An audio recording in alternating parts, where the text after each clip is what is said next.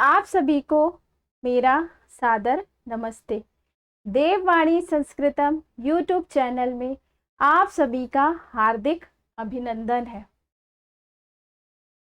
आप सभी से हमारा अनुरोध है, देववाणी संस्कृतम यूट्यूब चैनल को अभी तक अगर आपने सब्सक्राइब नहीं किया है, इसे सब्सक्राइब कीजिए, लाइक कीजिए, शेयर कीजिए और इसके प्रचार प्रसार में अपना सहयोग प्रदान कीजिए।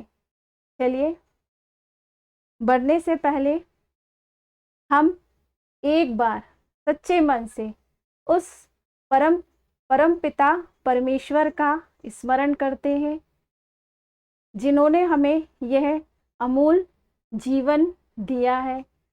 हम परम पिता परमेश्वर से प्रार्थना करते हैं कि वह हमेशा हमारा मार्गदर्शन करते रहे, हम सच के रास्ते पर आध्यात्मिकता की ओर बढ़े और हमें वह इतनी शक्ति प्रदान करे कि हम श्रेय मार्ग को अपनाएं और श्रेय मार्ग पर चलें। चलिए, इसी के साथ हम आगे बढ़ते हैं और अपनी कथा महात्मा आनंद स्वामी जी की कथा भाग 10 दो रास्ते की ओर पढ़ते हैं। चलिए, हम बात कर रहे थे भक्ति की, प्रभु की भक्ति की, कि किस तरीके से मन जब प्रभु की भक्ति में डूब जाता है तो दुनिया वाले क्या समझते हैं? पागल। ऐसा ही कुछ हुआ था स्वामी राम तीर्थ के साथ। चलिए शुरुआत करें। स्वामी राम तीर्थ घर बार छोड़कर जाने लगे।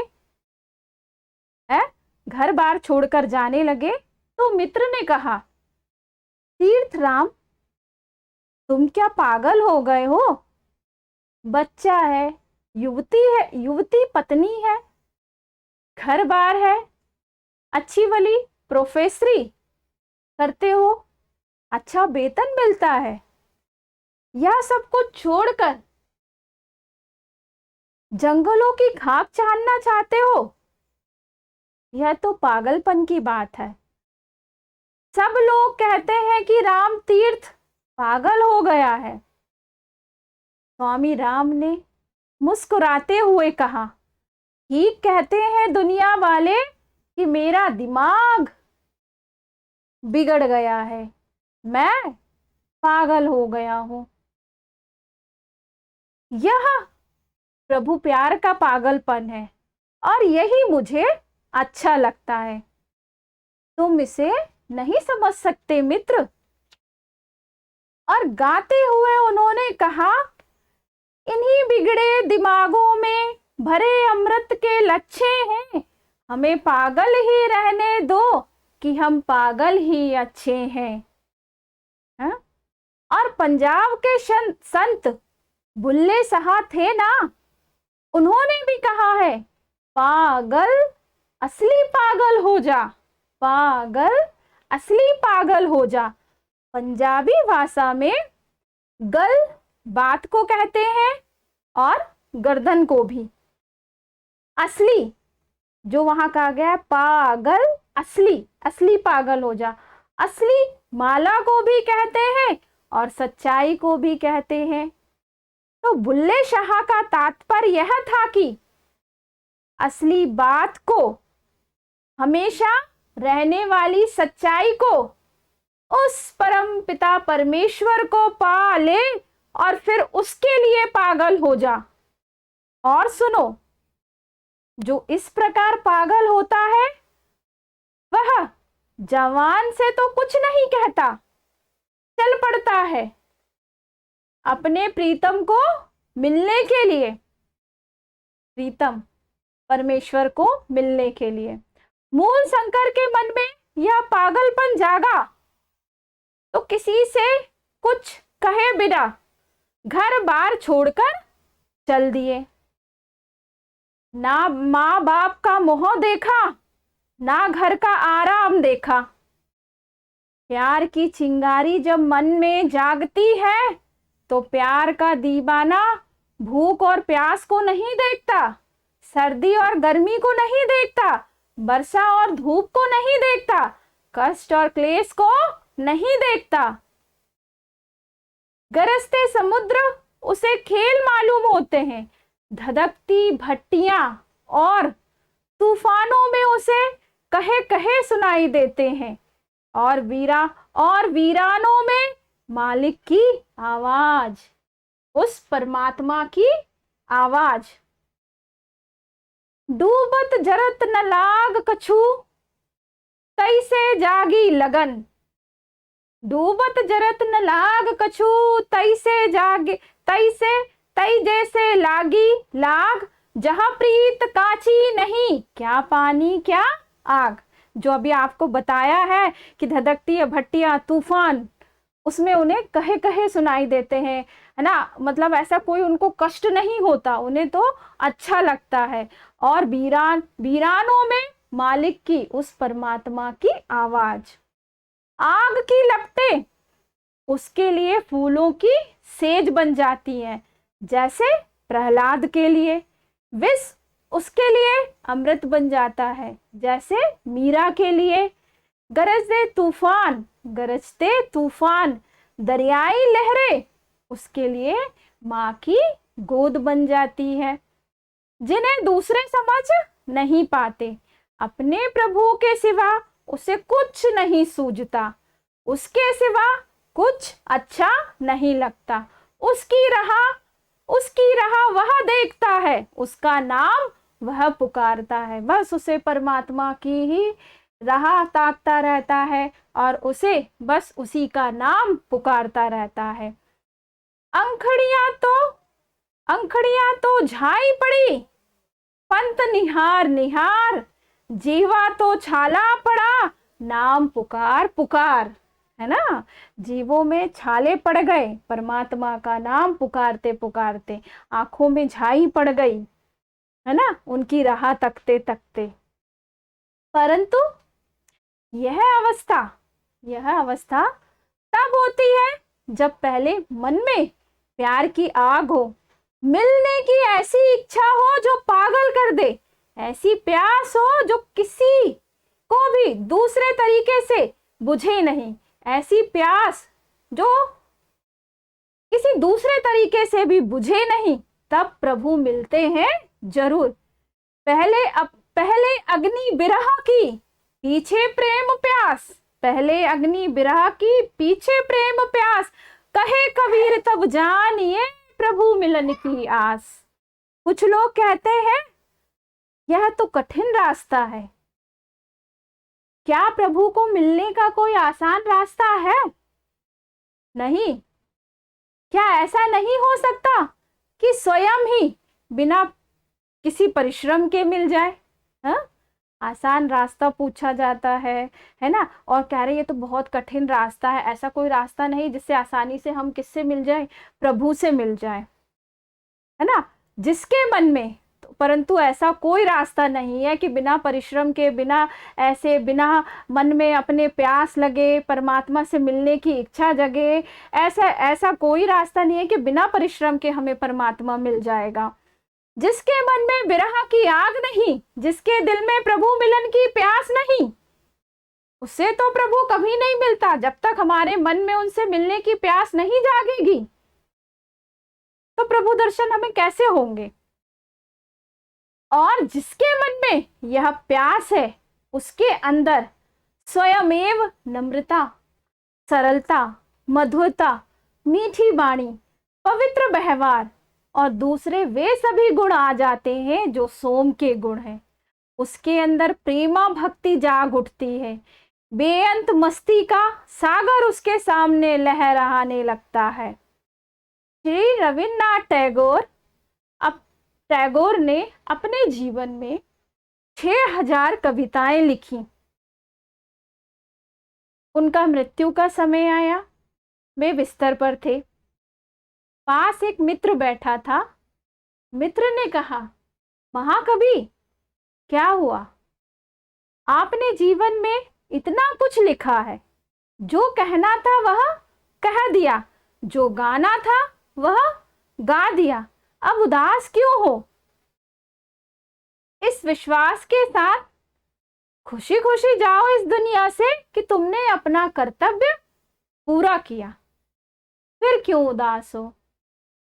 महाकवि की आंखों में उस समय आंसू थे, उस समय उनकी आंखों में आंसू थे और आंसू उनके आंखों में उमड़ आए। बोले, क्या कहते हो भाई, मैंने तो अभी, कह रहे हैं, मैं तो अभी कुछ कह भी नहीं पाया, सोचता था कि अमुक बात कहनी है, शब्द बाहर आते थे, उनका अर्थ वह नहीं होता था, मैं तो रह ही गया, मुझे जो कहना था वो तो अभी रह ही गया, और अभी तक जो भी मैंने कुछ कहा कि शब्द बाहर आते रहे, उनका अर्थ वह नहीं होता था जो मैं कहना चाहता था। अब देखो, जब वो दुनिया छोड़ने वाले हैं, कह रहे हैं कि अब मैं कहने योग्य हुआ हूं, अब यहां से जाना है ना। अब जब मैं कहने योग्य हुआ हूं तो मेरा समय आ गया है जाने का, और जब जाने का समय आया है तब मैंने ये जाना कि जो मन के अंदर था उसे प्रकट कैसे करना है। और तब तक मृत्यु आ गई। अंतिम समय उन्होंने जाना कि मुझे क्या कहना है और उसे प्रकट कैसे करना है, परंतु अब मेरे पास समय नहीं है और मृत्यु निकट आ गई है। अब मैं ना कह सकता हूं न गा सकता हूं। जब पहचानता नहीं था तो गा सकता था, अब पहचानता हूं तो गा नहीं सकता। और यह बात बिल्कुल सच है। जब समय आता है, अंतिम समय आता है, अपने आप अपने को कह तो नहीं सकते, मैं अभी तो नहीं बता सकती, पर ऐसा होता है, आपने भी देखा होगा कि इंसान कुछ बोल नहीं पाता, शांत रहता है, चुप रहता है, कुछ कह नहीं पाता, बस मतलब कहने का समय आता है जब वो कह नहीं पाता। और यह सच है। जो पहचान लेता है, जो जान लेता है, उसके लिए बोलना और कहना कि उसने क्या जाना, क्या पहचाना, अत्यंत कठिन हो जाता है। देखिए, जो जान लेता, पहचान लेता है, पर उस समय उसके लिए बोलना कैसा हो जाता है, कठिन हो जाता है। मैंने गंगोत्री में बैठकर प्रभु दर्शन नाम की पुस्तक लिखी। जब हमारी दो रास्ते समाप्त होगी, हम आपको प्रभु दर्शन भी करवाएंगे। महात्मा आनंद स्वामी की ये जो अन्य किताब है प्रभु दर्शन, तो प्रभु दर्शन के साथ आप लोग भी हमारे साथ प्रभु का दर्शन कीजिएगा। तो उन्होंने ये पुस्तक लिखी, उसमें भी यही बात कही कि भक्त जब ध्यान में बैठता है तो प्रभु का दर्शन करता है। अत्यंत मनमोहक दृश्य उसको दिखाई देते हैं, इतने प्यारे, इतने मधुर, इतने आनंद देने वाले और मस्ती भरे कि पूछो मत। इन्हीं में उस मनमोहन, प्रीतम, प्यारे प्रभु की छवि दिखाई देती है, जिसकी कोई छवि नहीं, कोई रूप नहीं, कोई आकार नहीं। उस समय मालूम होता है कि ये ऐसे है, ऐसे है, परंतु ध्यान का अंत होते ही वह सब समाप्त हो जाता है। कभी जब हम, मतलब कभी नहीं, अब जब ध्यान में बैठते हैं और अच्छा बिल्कुल मन से ध्यान करते हैं तो अंदर से हमें बहुत अच्छा प्रतीत होता है, ऐसा लगता है हम कहाँ पर आ गए हैं। और जैसे ही यह समाप्त होता है तो सब कुछ समाप्त हो जाता है। यह नहीं समझ में आता कि जो देखा वह क्या था, है ना। हम शब्दों में अपने बयान नहीं कर पाते कि हम क्या देख रहे थे। गूंगा आदमी, जैसे कोई बहुत स्वादिष्ट वस्तु खाने के बाद बता नहीं सकता कि कैसा कैसा आनंद आया, ऐसी अवस्था होती है। गूंगे की रसना के सदृश अमीचंद कैसे बताए कि क्या रस उड़ाया, परंतु उस रस को पाने वाले, उस रस को पाने वाले बोल सके या ना बोल सके, उसके अंदर सौम्यता का प्रकाश जाग उठता है। वो बोले या ना बोले, पर उसके अंदर से सौम्यता का प्रकाश जाग उठता है। प्रकाश जागता अवश्य, परंतु मन में जो आनंद जागता है इसकी बात कोई कह नहीं सकता। कितने ही दूसरे योगियों और महात्माओं को भी ये अनुभव हुआ है। भक्ति का असर होते ही जवान जो होती है वो बंद हो जाती है। समझ में नहीं आता कि मनुष्य क्या कहे और क्या ना कहे। यह अगम की उस परमात्मा की बात है, अगम उस परमात्मा की बात है जिसका कोई वर्णन नहीं कर सकता। वाणी तो है अगम की, कहन सुनन की नाही, जो जानत बोलत नाही, बोले सो जाने नाही। कितनी अच्छी बात है। वाणी तो है अगम की, कहन सुनन की नाही, जो जानत जो जानता है बोलत नाही, बोले सो जाने नाही। बोलता है वो जानता नहीं, और जो जानता है वो बोलता नहीं। यह शब्दों से भाषाओं से परे की बात है। केवल इतना पता है कि इस प्रेमा भक्ति से एक विचित्र खुमार, एक अजीब नशा, एक अद्भुत मस्ती मन के कोने कोने में भर जाती है। किसी के वास्ते जब दिल में प्यार होता है, नफस नफस में जुनू का खुमार होता है, नस नस में खुमार होता है। पर ये प्यार उस परम पिता परमेश्वर से प्यार की बात है, ठीक है, उस परम पिता परमेश्वर से प्यार की बात हो रही है। यह है भक्ति। आजकल की भक्ति तो भक्ति नहीं, ठगती बन गई है। कबीर जी ने ठीक कहा, ये भक्त भक्ति नहीं मजदूरी करते हैं। कैसे? 1 घंटा प्रभु के नाम का जाप किया, है ना, माला करी हमने, प्रभु का जाप किया, और फिर लगे प्रार्थना करने, प्रभु जी हमको ये वस्तु दे दो, वह चीज दे दो। उनमें और रेलवे स्टेशन पर कह रहे हैं, उनमें और रेलवे स्टेशन पर सामान उठाने वाले कुली में क्या अंतर है? वह भी थोड़ी देर परिश्रम करता है, फिर मजदूरी मांगता है। ये भी ऐसा करते हैं। मतलब कौन? हम लोग, है ना। सभी की बात कर रहे हैं कि हम परमात्मा का ध्यान करते हैं, पूजा पाठ करते हैं, ठीक है, और फिर हे परमात्मा ऐसा हो जाए, हे प्रभु मेरा ये काम हो जाए, तो हम माला कर रहे, जाप कर रहे, उसके बाद अपनी चीजें मांगने लग जाते हैं, है ना। तो यही कह रहे हैं, ये तो भक्ति नहीं है, ये तो ठगती है इन लोगों की। कबीर जी ने कहा है, ये भक्ति नहीं मेरे भाई, यह तो खाली कुलीगिरी है। सिर्फ क्या है? कुलीगिरी कर रहे हैं। भक्ति वह है जो केवल प्यार के कारण की जाए, और प्यार वह है जो देता सब कुछ है, मांगता कुछ भी नहीं। आजकल लोग प्यार भी करते हैं तो एक विचित्र ढंग से कहते हैं, तुम हमारे घर आओगे तो हमारे लिए क्या लाओगे? पहले ही पूछ लेते हैं, हमारे घर आना है तो क्या लेकर आना है, ठीक है, क्या लेकर आओगे बताओ, और हम तुम्हारे घर आएंगे तो हमें क्या खिलाओगे। अगर हमने किसी से कह दिया भाई तुम हमारे घर आओगे तो क्या लाओगे, तो वो भी कहेगा कि हम आएंगे तो तुम क्या खिलाओगे हमें। ये प्यार तो है नहीं। हमें तो नहीं समझ में आता कि ये प्यार है, यह निपट स्वार्थ है। ऐसी भक्ति और ऐसे प्यार से वे गुण पैदा नहीं होते जो आदमी को सोम बना देते हैं। इन गुणों को लाने के लिए परमात्मा से सच्चा प्यार, निष्काम प्यार मन में जागना चाहिए।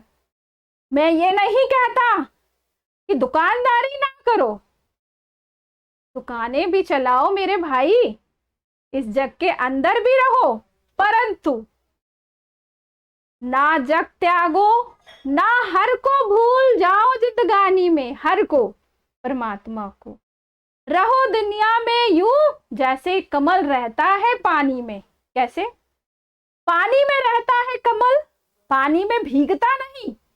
पानी 1 फुट पानी ऊपर हो जाए तो यह भी 1 फुट ऊपर हो जाता है। ऐसे रहो दुनिया के अंदर, है ना, कमल के जैसे रहो दुनिया के अंदर। दुनिया में मैं हूं, दुनिया का तलबगार नहीं। दुनिया में मैं हूं, दुनिया का तलबगार नहीं। बाजार से गुजरा हूं, खरीदार नहीं। चलिए अब ये तुम्हारा, स्वामी जी कह रहे हैं, ये तुम्हारा करोल बाग है ना, मैं कई बार इसके बाजारों से गुजरा हूं, खरीदा कुछ नहीं, खरीदने की जरूरत ही नहीं है, मेरे लिए ये बाजार होकर भी ना के बराबर है ना। या बाजार के मामले में तो हम ऐसा है ना कि हम बाजार से निकल रहे हैं तो कोई जरूरी तो नहीं कि हम हर चीज खरीदने के लिए तैयार हो जाते हैं, कि यार जा रहे हैं निकल कर, अगर हमारा रोज का रास्ता है तो जरूर ये थोड़ी कि हम कुछ निकल रहे हैं वहां से तो हमें खरीदना ही है। तो यही कह रहे हैं स्वामी जी, मैं वहां की बाजार से निकला हूं, पर ये नहीं, मेरे लिए वो बाजार होकर भी बाजार ना के बराबर है। सो मेरे भाई, मेरी माँ, किसी ना किसी से प्यार किए बिना आदमी सोम के गुण नहीं पाता। परंतु ये किसी कौन है, ध्यान दीजिएगा इस बात पे कि यहाँ पे कह रहे हैं कि किसी ना किसी से प्यार किए बिना, नहीं तो दूसरा अर्थ, जैसे आजकल हम देखते हैं कि लड़के लड़कियां क्या कर रहे हैं, है ना, मतलब उनमें ये जैसे ये सारी चीजें बताई जा रही हैं, कही जा रही हैं कि भक्ति जागना है, प्रेम होता है, प्रेम में बिरहा, है ना, तो ये सारी किसके लिए है, परमात्मा के लिए है, किसी ना किसी के लिए यहाँ प्यार कहा जा रहा है, तो वो खुद ही कह रहे हैं यहाँ पर। परंतु ये किसी कौन है, वह प्रीतम प्यारा परमेश्वर, जो अजर अमर अविनाशी है, जो कभी रुष्ट नहीं होता, जिससे अधिक सुंदर, अधिक मनमोहक, ज्यादा ज्यादा मधुर दुनिया में कुछ भी नहीं हो सकता। बाकी लोग, बाकी चीजें तो आज है, कल नहीं, कुछ दिनों, सप्ताह या वर्षों के बाद रहेगी भी नहीं। ठीक है, जैसे लोग पढ़ जाते हैं ना, बच्चों को समझ में आना चाहिए ये चीजें कि आजकल वो लोग कैसे पागल हो रहे हैं, अपने माँ बाप की परवरिश सब चीज को भूल जाते हैं और उन्हें सिर्फ क्या दिखता है, अपना प्रेम दिखता और कुछ नहीं दिखता। ठीक है, तो उन लोग को भी ये सारी चीजें, मतलब हमें अपने बच्चों को, अपने आसपास के परिवेश को हमें किसकी ओर ले जाना है, उन्हें ये सब कुछ समझाना है और आध्यात्मिकता की ओर, आध्यात्मिकता की ओर हमें एक ऐसा परिवेश बनाएं, एक ऐसा वातावरण निर्मित करें जिसमें कैसा हो, एक आध्यात्मिकता से भरा हुआ हो, जो हमें और हमारे बच्चों को भी उस ओर लेकर जाए। तो देखिए कह रहे हैं जो बाकी लोग होंगी, बाकी चीजें हैं, तो आज है कल नहीं, कुछ दिनों, सप्ताह या वर्षों के बाद रहेगी भी नहीं। यह तो सब कुछ जाने वाला है, समाप्त होने वाला है। इससे प्यार करके क्या लोगे? किस संग कीजे दोस्ती, सब जग चालन हार, किस संग कीजे दोस्ती, सब जग चालन हार, निश्चल केवल है प्रभु, उस संग कीजे प्यार। निश्चल सिर्फ प्रभु है और कोई नहीं। परंतु कैसा प्यार? वह जो रोम रोम में रमा हो, जो एक क्षण के लिए भी प्रीतम से बिछड़ना सहन ना करे। प्रीतम परमपिता परमेश्वर, जैसे मछली पानी से करती है, ठीक है, जैसे मछली पानी से प्रेम करती है, हमारा प्रेम ऐसा होना चाहिए उस परमात्मा से। अधिक स्नेही माछली, दूजा अल्प स्नेह, जब ही जल से बिछड़े तब ही त्यागे देह। जैसे ही जल से बिछड़ती है अपनी देह त्याग देती है। प्यार उस प्रभु से करो जो सदा रहने वाला है। और कैसे करो ये सीखना है तो किससे सीखो? उस मछली से सीखो। चलिए, परंतु है ना, ये तो आपको बता दिया है कि प्रेम करना है तो उस परमपिता परमेश्वर से करे। और अगर आपको देखना है कैसा प्रेम करना है तो यहाँ पर आपको उस मछली का उदाहरण दिया है कि ऐसा प्रेम करो कि बिछड़ते ही अपनी देह त्याग दो। ठीक है, और अब समय हो गया है तो बात यहाँ पर स्वामी जी कह रहे हैं अधूरी रह गई है। अब उनकी बात अधूरी रह गई है तो हमारी बात भी अधूरी रह गई होगी। क्यों? क्योंकि हम तो उन्हीं की कथा सुना रहे हैं, इसीलिए बाकी की बात कल सही। ठीक है, तो फिर मिलेंगे हम आपसे कल। अभी समय हो गया है आपसे विदा लेने का। विदा लेने का। और अभ्युदय भी आ गया है आपको बोलने के लिए। सबसे पहले सबसे नमस्ते करो आप। अभी नमस्ते आप सभी को मेरा सादर नमस्ते। अच्छे से बोलो। और क्या बोलते हैं, गंदी बात नहीं। नमस्ते आप सभी को मेरा सादर नमस्ते। और आप सभी हंसते रहे, मुस्कुराते रहे। हाँ, जैसे ये अभी बहुत अपने शरीर का ध्यान रखिए। अपना और अपने शरीर का ध्यान रखिए। उस परमात्मा का सच्चे मन से स्मरण कीजिए, श्रेय मार्ग को अपनाइए। और देववाणी संस्कृतम यूट्यूब चैनल का अधिक से अधिक प्रचार प्रसार कीजिए। वीडियो अच्छी लगती है तो प्लीज उसे लाइक शेयर जरूर करें। आप अगर अच्छी अच्छी बातें सुन रहे हैं तो आपका भी कर्तव्य है ना कि आप दूसरों को भी ऐसे प्रेरित करें कि वो भी इस प्रकार की अच्छी अच्छी बातें सुने और आध्यात्मिकता की ओर बढ़े, है ना। हम भी इस संसार में आए हैं तो हमें भी हमारा कर्तव्य पूरा करना है ना। चलिए, इसी के साथ हम आपसे विदा लेते हैं और फिर कल मिलेंगे हम आपसे भाग 11 में। चलिए, आप सभी का बहुत बहुत धन्यवाद और आप सभी को मेरा हम दोनों का सादर नमस्ते।